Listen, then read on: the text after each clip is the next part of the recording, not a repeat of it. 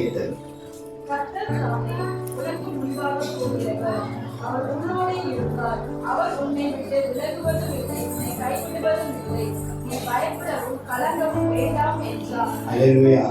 இந்த உயிர்த்தெழுந்த நாளில கர்த்தர் சொல்லக்கூடிய ஒரு வார்த்தை, உனக்கு முன்பாக நான் போகிற தேவன், நான் உன்னோடு இருப்பேன், நீ பயப்பட வேண்டிய அவசியம் இல்லை. எதை குறிச்சு பயத்தோட இருக்கிறீங்கன்னு எனக்கு தெரியாது, ஆனால் நீங்கள் பயப்பட வேண்டிய அவசியம் இன்றோடு இல்லை, இன்றோடு இல்லை. நீங்க பக்கத்தை பார்த்துருங்க, பயப்படாதம்மா, இயேசு கூட இருக்க.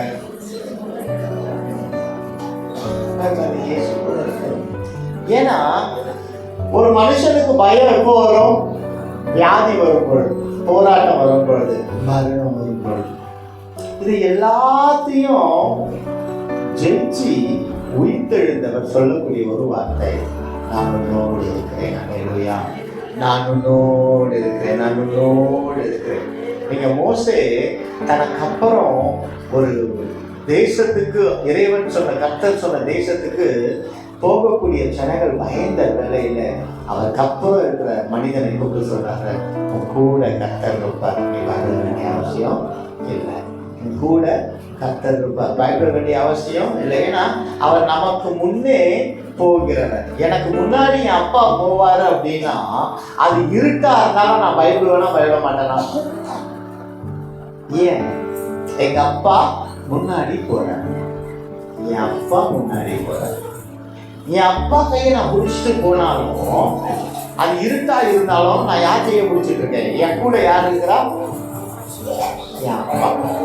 அப்ப அப்பா கூட இருக்கும் பொழுது நம்ம பயப்பட வேண்டிய அவசியமே இல்லை. பயம் எப்போ ஒரு பிள்ளைக்கு வரும்னா, தன் அப்பா கூட இல்லாத வேலையில, தன் அம்மா கூட இல்லாத வேலையில, தன் உறவுகள் கூட இல்லாத வேலையில, தனிமையிலே திக்கற்ற பிள்ளையா இப்போ உட்காந்துருக்கீங்க. ஏன் அப்படின்னா, நீங்க நல்லா வாழும் போது 100 பேர் கூட இருந்தா கெட்டு நொடிஞ்சு இப்போ நீங்க தள்ளப்பட்ட ஜனமா உட்காந்துருக்கீங்க, பேச ஒருத்தர் இல்லாம உட்கார்ந்து இருக்கிறீங்க தாயே. ஆனா ஆண்டவர் உங்களோடு பேசுகிறார், நான் கூட இருக்கிறேன், நீ பயப்படாத. நீ முன்னாடி போற, நான் உனக்கு முன்னாடி போறேன், நீ பின்னாடி வாங்க, நீ பயப்படாத, நீ பயப்படாத, உன்னை நான் கைவிடவே மாட்டேன், நீ பயப்பட. எந்த பயத்தோட நீ வந்திருந்தா நீ பயப்பட வேண்டிய அவசியம் இல்லை.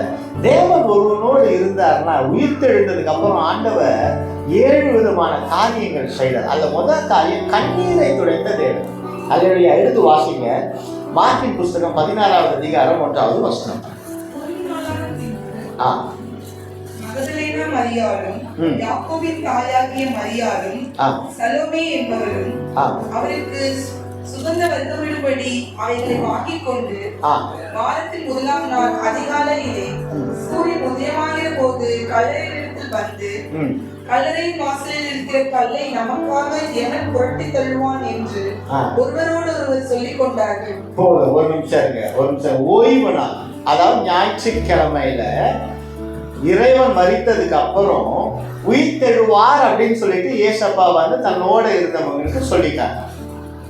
அதாவது ஒரு வாரமும் உங்களுக்கு சொல்ற மாதிரினா, இயேசு உயிரோடு இருக்கிறார், நீங்க கவலைப்படாதீங்க, உங்கள் துக்கம் சந்தோஷமாய் மாறும், உங்கள் வேதனை விலகி ஓடும், உங்கள் பாரத்தின் முகம் முறிக்கப்படும், ஒவ்வொரு வாரமும் சொல்றோம். ஆனா நாம என்ன பண்றோம்? உள்ள உட்கார்ந்து இருக்கும் போது நாளைக்கு என்ன பண்ணணும்னு யோசிக்கிறோமா இல்லையா? நாளைக்கு என்ன, இந்த மனுஷன் என்ன வார்த்தை சொல்லி நம்மளை காயப்படுத்துவான்னு யோசிச்சுருக்கோம். அங்க பாருங்க, மரணம் அடைஞ்சிட்டாங்க இறைவன். அவங்களுக்கு தூப வர்க்கத்தோட மரியாள் இன்னும் சில சகோதரிகளும் போறாங்க. அதாவது நம்ம லாங்குவேஜ்ல சொல்லணும்னா பூ, ஊதுவத்தி இதெல்லாம் எடுத்துட்டு போறாங்க. எடுத்துட்டு போறவங்க என்ன பண்றாங்கன்னா, பேசிக்கிட்டே போறாங்களாம். என்னன்ட்டு, அந்த கல்லறையை யாரு தள்ளுவா, அது மூடி இருக்கணுமே, அந்த இடத்துல போயிட்டு எப்படி தூபம் வரணும் வைக்கணும்னு சொல்லிட்டு பேசிக்கிட்டே இருக்கிறாங்க. அந்த வார்த்தை வாசனை, கல்லறையின் வாசலில் இருக்கிற கல்லை நமக்காக எவன் புரட்டி தள்ளுவான் என்று ஒருவரோடு ஒருவர் சொல்லிக் கொண்டார்கள். பொறுமையாக நம்மளை இந்த இடத்துல வைப்போம். என் கஷ்டத்தை யாரு தீர்ப்பா, என் வேதனையை யாரு தீர்ப்பா, என் நிந்தனையை யாரு தீர்ப்பா, என் கடற்பசை யாரு மாத்தி போடுவான்னு சொல்றோம். எத்தனை பேர் இருக்கிறீங்க? எல்லாருமே சொல்றோம். தூபவர்க்கம் கையில இருக்கு. இது துதி தூபவர்க்கம். அல்லேலூயா சொன்னா எல்லா பிரச்சனையும் மாறிடும், உண்மையா மாறும் விசுவாசத்தோட. ஆனா அந்த தூபம் வாயில இருக்கு, ஆனா மனசுல என்ன இருக்கு? மனுஷனுடைய பயம், விட்டுட்டு போன மனுஷனுடைய விருப்பு, எதிர்காலத்துடைய பயம், இப்படியான கல்லுகள் நம்ம மனசுல இருந்துகிட்டே. இந்த கல் இருக்கிற வரைக்கும் அல்லேலூயா அங்கிருந்து வாயிலிருந்து வரவே வரும். அதை பயன்படுத்தவே முடியாது. அல்லேலூயா அல்லேலூயா. நீங்க சொல்லுங்க, நீங்க ஒரு 10 வாட்டி நான் இங்கேருந்து போறது அல்லேலூயா சொல்லுங்க. அல்லேலூயா அல்லேலூயா. பஞ்சாப் அல்லேலூயா கேள்விப்பட்டிருக்கீங்களா? கத்துக்க பார்க்கலாம்.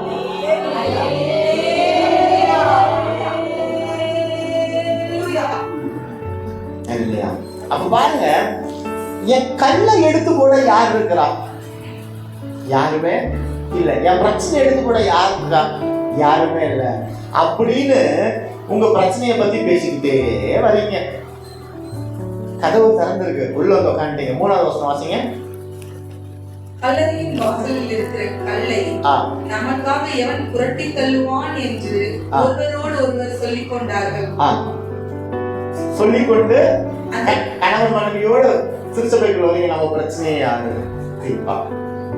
இந்த பிரச்சனை சர்ச்சுக்கு வரும்போது கூட பிரச்சனையை பத்தி பேசிட்டே வரீங்களே, சொல்லுங்க என்ன சொல்றது? சர்ச்சுக்கு வரும்போது கூட பேசிக்கிட்டே பிரச்சனையை பத்தி பேசிக்கிட்டே வரதுனால எங்க போறது இருக்கு?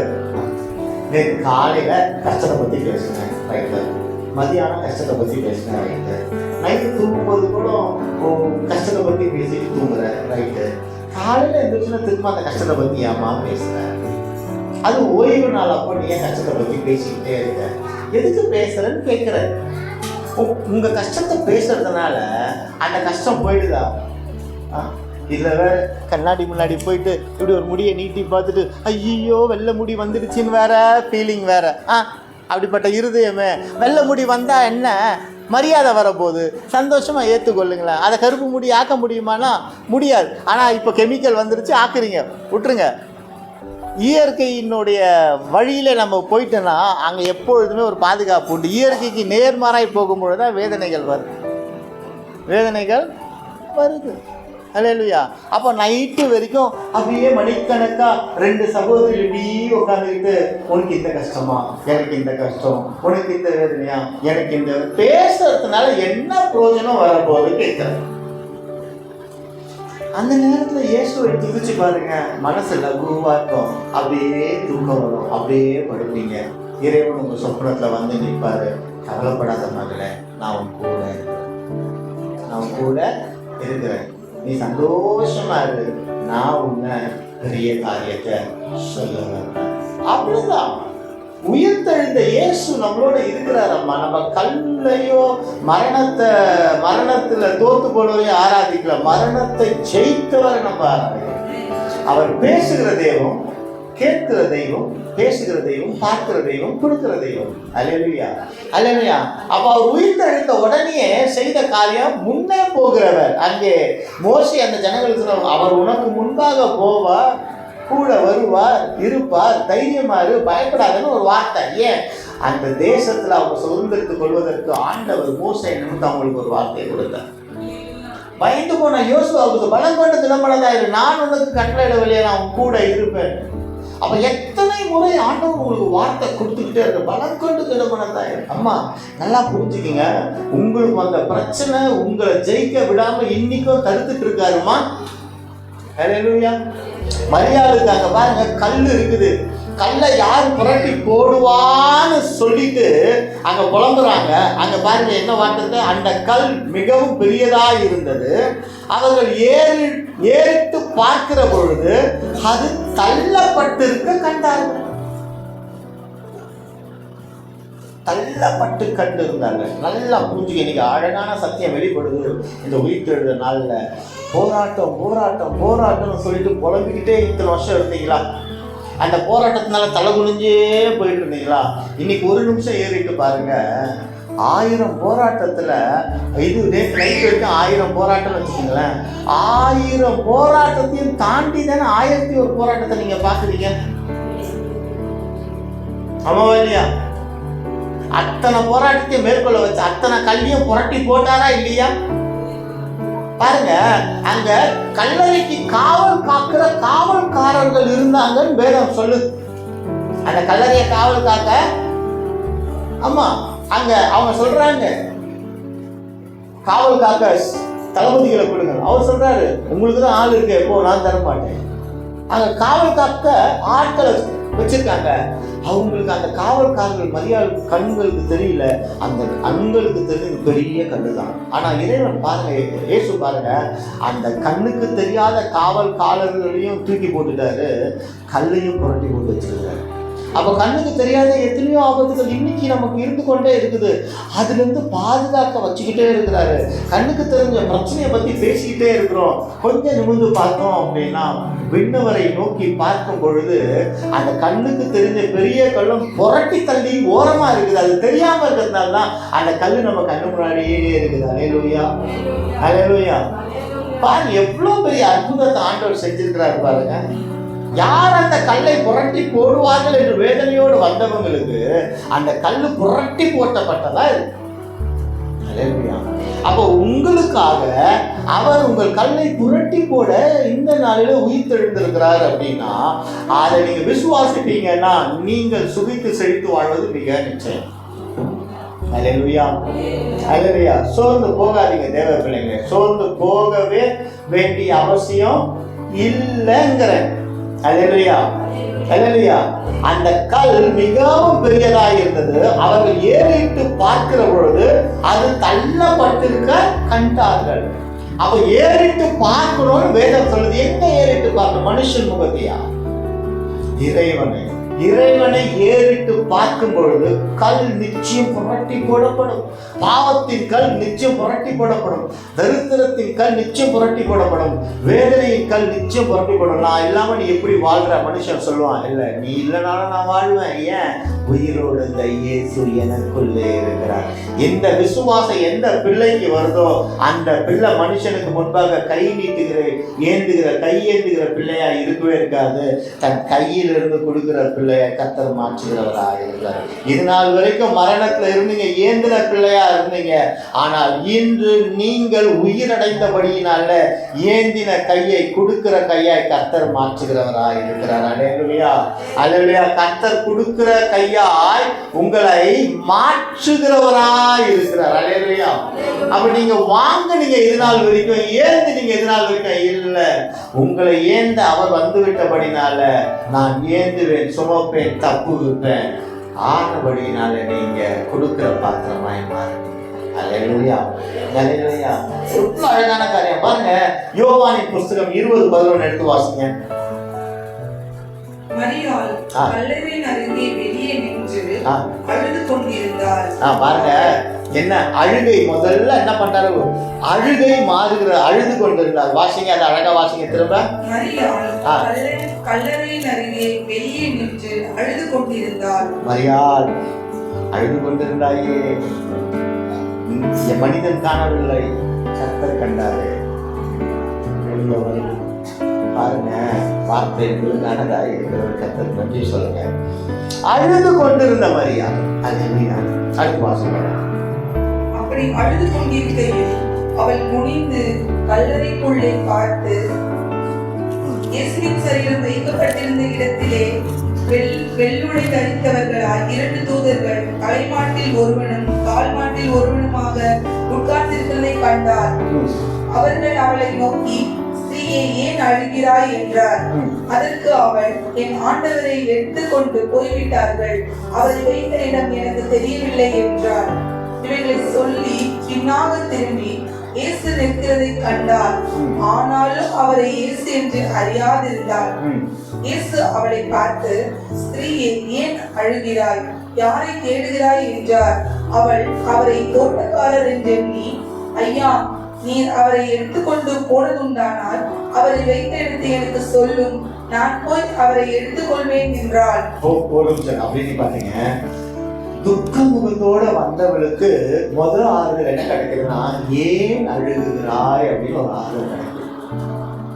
அப்ப திருச்சபையில நம்ம வந்து கொண்டே இருக்கிறோம், இத்தனை வருடங்கள் வந்து கொண்டு இருக்கிறோம், இன்னும் அழுது கொண்டே இருக்கிறோம். இயேசு இங்க இருக்கிறார். அம்மா இயேசு இங்க இருக்கிறார், வீட்டுல இருக்கிறார், நம்ம வியாபாரத்தில் வேலையில் இருக்கிறார், குடும்பத்தில் எல்லா இடத்துல இருக்கிறார். அவர் இருக்கிறார். ஏன்னா என் சமூகம் உனக்கு முன்பாக போகும் சொன்னவர், அந்த சமூகம் நிச்சயம் நமக்கு முன்பாக போகும். அங்க பாருங்க, அங்க இயேசு அவளை நோக்கி மரியாளே என்றார். அவள் திரும்பி ரபுனி என்றாள். அந்த சத்தம் கேட்ட அடுத்த செகண்டே அவளுக்கு தெரிஞ்சு போச்சு, இது இயேசுனுடைய சத்தம். அப்ப இயேசுவின் சத்தம் கேட்ட உடனே அழுதவள் அழுகையை நிப்பாட்டிட்டாள். எப்படி? அவர் வார்த்தை. இதே மரியாள் தன்னுடைய சகோதரன் மரித்த பொழுது ஓடி வந்து அவள் பாதத்தில் விழுந்து அழுதவளா இருந்தார். அவள் அழுததை பார்த்து இயேசு அழுதார் என்று வேதம் சொல்கிறார். அவர் சொன்னார், அழாதே. உயிரோடு இருக்கும் பொழுது அழுகையை நிப்பாட்டின தேவன். ஐயோ, இயேசு மரிச்சிட்டாரேன்னு அழுது கொண்டு வந்தா, அவர் உழித்தெழுந்ததுக்கு அப்புறம் அழுகையை நிப்பாட்டுறது மரியாளுக்கு தான். கொடுத்து வச்சவங்க மரியாதை. அழுகையை நிப்பாட்டினது யாருக்கும்? மரியாளுக்கு தான். உயிரோட இருக்கும்போது அழுதவழியை நிப்பாட்டினாரு. மார்த்தாள் அழுகையை நிப்பாட்டல, மரியாளுடைய அழுகையை நிப்பாட்டினார். ரபுனி அப்படின்னு ஒரு சத்தம் கேட்கும் பொழுது, அந்த ரபுனின் சத்தம் கேட்ட அடுத்த செகண்டே அவ அப்படியே ஸ்டாப் ஆயிட்டு அழுக நின்று போச்சு. ஏன்? கேட்கக்கூடிய சத்தத்தை அவள் கேட்டுட்டா, பார்க்கக்கூடியதை அவள் பார்த்துட்டா. தேவஜனமே, இத்தனை வருடங்கள் கேட்கக்கூடிய சத்தத்தை கேட்டுக்கொண்டு கேட்க முடியாதவர்களாய் நாம இருக்கிறோம். பார்க்கக்கூடிய வரை பார்த்தும் பாராதது போல, தோட்டக்காரல போல நம்ம இருக்கிறதுனால தான் இன்னைக்கும் அழுது கொண்டு இருக்கிறோம். என் மட்டும் அழுது கொண்டிருப்பா. அவள் கண்கள் திறக்கப்பட்டது, அவள் செவிகள் கேட்கப்பட்டது. அதே போல இந்த நாளிலே துக்க முகத்தோட வந்திருக்கிற உங்களை பார்த்து சொல்றாரு, மகளே, மகளே, இயேசுவை நீங்கள் பார்க்கிறீர்கள், இயேசுடைய பிரசன்னத்தை நீங்கள் உணர்கிறீர்கள்.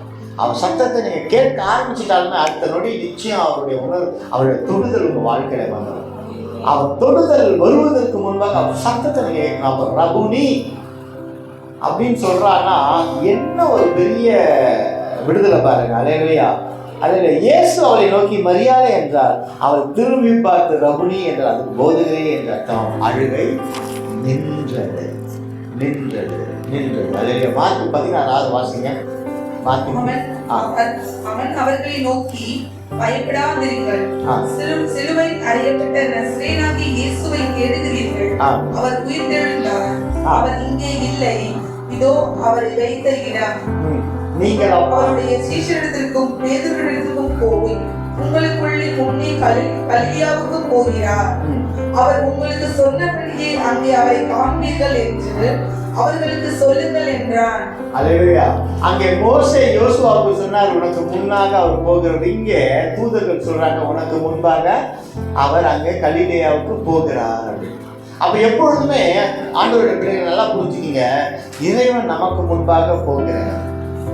ஒரு பிரச்சனை வருதுன்னா பிள்ளைய பின்னாடி விட்டு, பிள்ளை தப்பு பண்ணிட்டு வந்திருக்கோம், ஆனா முன்னாடி பிரச்சனை எதுக்குள்ள போக முடியாது. அம்மாவும் அப்பாவும் தான். ஏன்? தான் பிள்ளைக்கு வந்த பிரச்சனை தனக்கு வந்த பிரச்சனை, தான் பிள்ளைக்கு வந்த பிரச்சனை தனக்கு வந்த பிரச்சனை. இந்த பிரச்சனையை பார்க்க எதிர்கொள்ளக்கூடிய உறவுகள் இருக்கும்னா அது அம்மா அப்பா உறவு தான். எந்த அம்மா அப்பானாச்சும் பிள்ளையை நடுத்தருவில் விட்டுட்டு நீ தப்பு பண்ணிட்டேன் நான் ஓடி இருப்பானா? இல்லவே இல்லை. அந்த பிள்ளை கெட்ட பிள்ளையா இருந்தாலும், அம்மா அப்பா கெட்டவங்களா இருந்தாலும் தன் பிள்ளைக்கு ஒன்றா முன்னாடி வந்து நிற்பான். ஆனா மற்ற உறவுகளா இருக்க, உனக்கு ஒண்ணுன்னா நான் உயிரையே கொடுப்பேன், உயிரையே கொடுப்பேன், என் தங்கமே என் செல்லமே உயிர் எடுத்து நடுத்தருவில் விட்டுடுவேன். அது நம்பி போவாது. அது பாதாளம். நயவசனியமான வார்த்தைகள் நம்மை நரகத்துக்கு தள்ளுகிறதா? நயவஞ்சகர்கள் நம்மளுடைய பக்கத்திலே அவன் பாருங்க, அவர் உங்களுக்கு முன்னே போகிற ஏசாயாவின் புஸ்தகம் 30:19 கண்ணீரை தொடங்கி சியோனை சேர்ந்த ஜனங்கள் எருசலேமிலே வாசமாயிருப்பார்கள். இனி நீ அழுது கொண்டிராய். ஒரு கூப்பிடுதலின் சத்தத்துக்கு அவர் உருக்கமாய் இறங்கி அதை கேட்ட உடனே உனக்கு மறு உத்தரவு வருவார். இனி நீ அழுது கொண்டிராய். வேதம் சொல்லுகிறது, உயிர்த்தெழுந்த இயேசு எப்பொழுதும் தன் பிள்ளைகள் அழக்கூடாதுன்னு தான் நினைக்கிறார். அதனாலதான் அழுது கொண்டிருந்த மரியாதை பார்த்து அவர் சொல்றாரு, அழாதே. இன்னைக்கு எதுக்காக அழுதுங்கம்மா? என்ன விஷயத்துக்காக அழுதுறீங்க? அழாதீங்க. நீங்க அழுகிறது அவருக்கு பிடிக்காது, நீங்க சிரிக்கிறது தான் அவருக்கு பிடிக்கும். சிரிச்சு எவ்வளவு நாள் ஆச்சு? கண்ணாடி இருக்காப்பா? கண்ணாடி இருக்கா? போன் இருக்கா? செல்ஃபி எடுத்து போன பாருங்க, சிரிங்க சிரிங்க. சிரிச்சு எவ்வளவு நாள் ஆச்சு? மனசார சிரிச்சு எவ்வளவு நாள் ஆச்சு? அழுதுகிட்டே இருக்கிறதுனால இன்னும் அழுக நிறைய வந்துகிட்டே இருக்கு.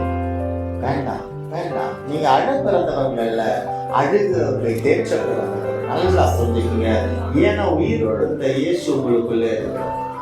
உயிரோடு இருந்த இயேசு உங்களுக்குள்ள இருக்கிறவரா இருக்கிறார். அல்லேலூயா அல்லேலூயா அல்லேலூயா அல்லேலூயா. அவர் நல்லவராகவே இருக்கிறார். ரெண்டாவது காரியம், பயத்தை நீக்குகிற தேவனா இருக்கிறார். அப்ப உங்களோட இறைவன் இருப்பாருன்னா அந்த வார்த்தை வாசிக்கலாம். உபாகம் 38. கர்த்தர் தாமே உனக்கு முன்பாக போகிறவர், அவர் உன்னோடு இருப்பார், அவர் உன்னை விட்டு விலகுவதும் இல்லை, உன்னை கைவிடுவதில்லை. நீ பயப்படும் கலங்கவும் வேண்டாம்.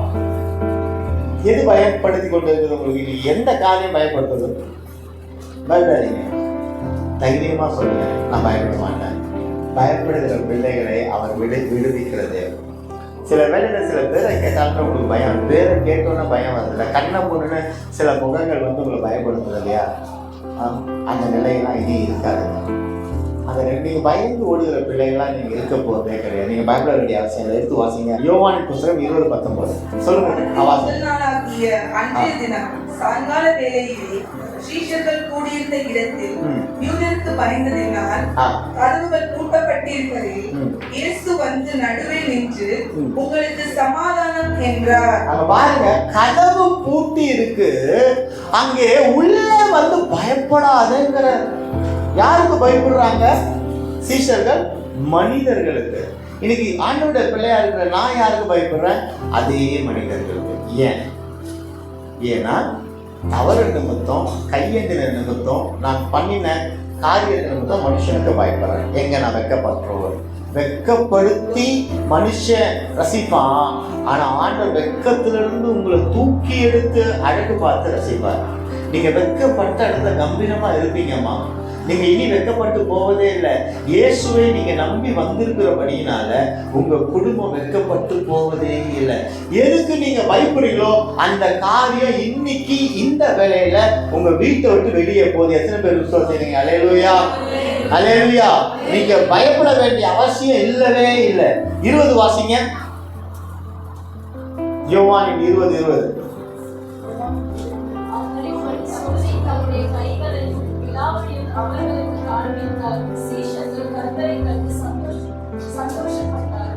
இயேசு மறுபடியும் அவர்களை நோக்கி, உங்களுக்கு சமாதானம் உண்டாவதாக, பிதா என்னை அனுப்பினது போல நானும் உங்களை அனுப்புகிறேன் என்று சொல்லி.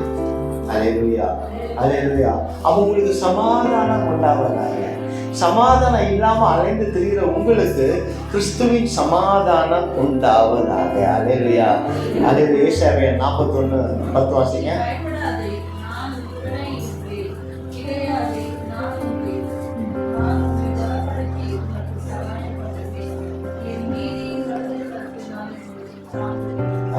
நீதி வலக்கரத்தினால் தாங்குவேன். நீதி வலக்கரத்தினால் தாங்குவேன்.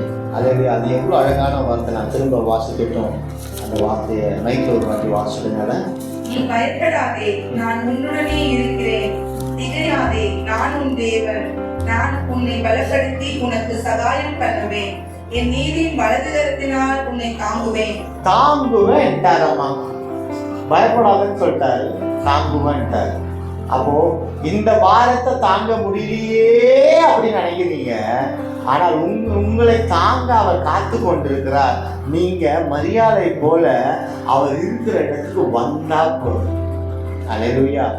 அவர் இருக்கிற இடத்துக்கு வந்தா போதும். எதுவுமே செய்ய வேண்டிய அவசியம் இல்லை. என்ன பிரச்சனைனா, வராம இருக்கிறதுனால நமக்கு போராட்டம் வருது. வந்துட்டா போராட்டம் வராதுங்க.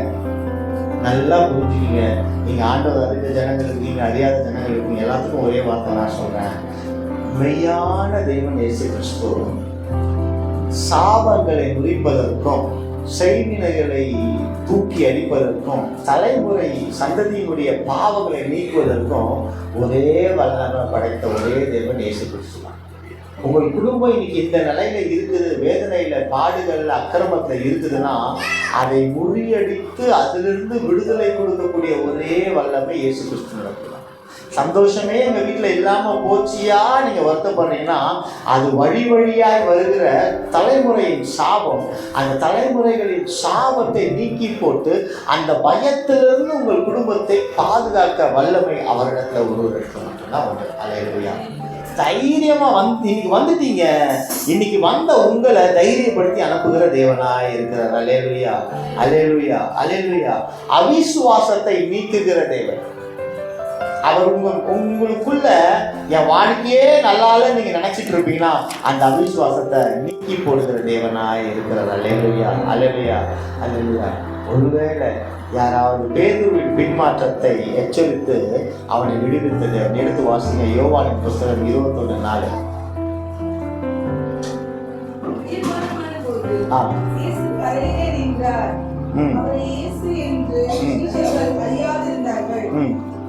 அவர்களை நோக்கி, பிள்ளைகளே, சீக்கிரத்திற்கு ஏதாவது உங்களுக்கு உண்டா என்றார். அதற்கு அவர்கள் ஒன்றும் இல்லை என்றார்கள். அப்பொழுது அவர், நீங்கள் கடவுளுக்கு வலதுபுறமாக மலையை போடுங்கள், அப்பொழுது உங்களுக்கு அகப்படும் என்றார்.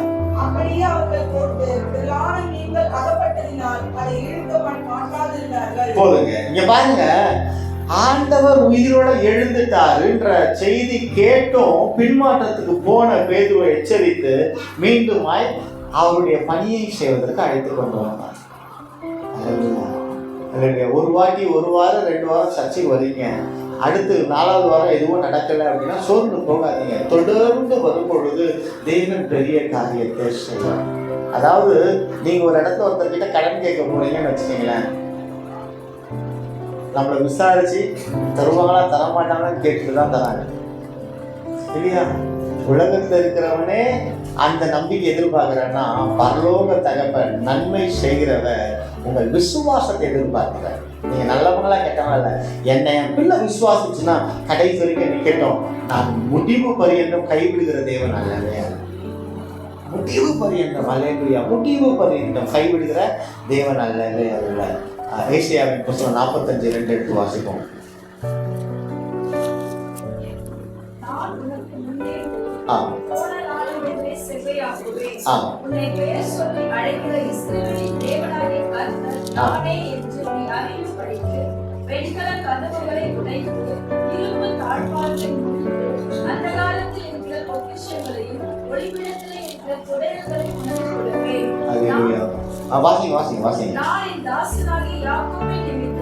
நான் தெரிந்து கொண்ட இஸ்ரவேலின் நிமித்தமும் நான் உன்னை பெயர் சொல்லி அழைத்தேன். நீ என்னை அறியாதிருந்தும் உனக்கு நாமம் தரித்தேன்.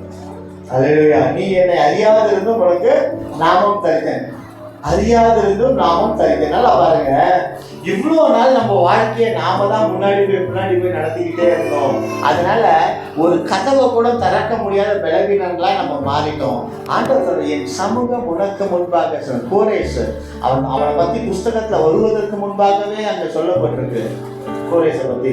ஆனா அங்க தேவன் சொல்றாரு, உன்னை பெயர் சொல்லி அழைச்சிருக்கிறேன்ப்பா, நான் உனக்காக வெண்கல கதவுகளை உடைத்து இரும்பு தாழ்பாடுகளை முடிவு அந்த காலத்தில் இருக்கிற பொக்கிஷங்களை அவர் இந்த நாளில் உயிர் எழுதுகிறார். என்னன்னா, மரணம் நம்மை அண்டிக் கொள்ள கூடாதுங்கிறதுக்காக பாதாளத்தின் கதவை திறந்து அதிலே மரணத்தால் போனவர் 3ஆம் நாளிலே அதை உடைத்து உயிர்த்தெழுந்தவராய் இருக்கிறார். அப்போ இன்னைக்கு நம்ம உயிர்த்தெழுந்த தேவனை ஆராதிக்கிறோம். மரணத்துக்கு நேரான காரியங்கள் நமக்குள்ள இருக்குன்னா அதுல நம்மை விடுவிக்க அவர் வல்லவராக இருக்கிறார்.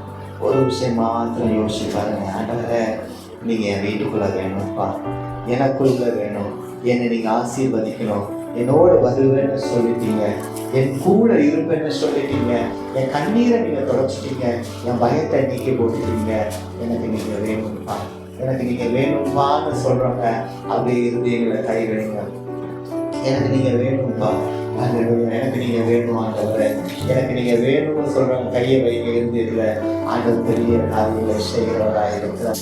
அவர் இன்று உயிரோடு எழுந்தபடினால நீங்கள் எதுவெல்லாம் மரணமாய் மரணத்தில் மாட்டி கொண்டிருக்கிறீங்களோ அந்த வேதனை, அந்த பாவம், அந்த அக்கிரமம், அந்த மனுஷனுடைய பிடி, அந்த சூழ்நிலையுடைய பிடி, அந்த தரித்திரத்தினுடைய மரணம், எல்லாவற்றிலும் அவர் உங்களை விடுவித்தார். அவர் உங்களுக்காக வெண்கல கதவுகளை உடைத்து, இரும்பு தாழ்பாடுகளை முறித்து, அந்த காலத்தில் இருக்கிற பொக்கிஷங்களை எடுத்து தருகிற தேவனாய் இருக்கிறார். நீங்கள் சுகத்தோடும் வெள்ளத்தோடும் ஆரோக்கியத்தோடும் சந்தோஷமாய் தேவனை குடும்பத்தோடு ஆராதிக்கக்கூடிய நாட்களிலே கர்த்தர் உங்கள் குடும்பத்தை கொண்டு வருகிறதற்காய் நன்றி. அவர் ஒருவராய் சாவாமை உள்ளவரும் சேரக்கூடாத ஒளிதனில் வாசம் பண்ணுகிறவருமாகிய நித்தியானந்தமுள்ள எங்கள் சொன்னார்கள். சமூகத்தில் எங்களை தாழ்த்துகிறோம்ப்பா, பெருமையானவர்களாக இருக்கும். எங்களை காத்து கொள்ளுங்க, வழிபடும் வந்த ஒவ்வொரு பிள்ளைகள் வந்த வண்ணமாக இல்லாதவரை செழித்தோங்கி வாழச் செய்ய இயேசு மூலமாக வேண்டுகிற நல்ல தகவல். ஆமென்.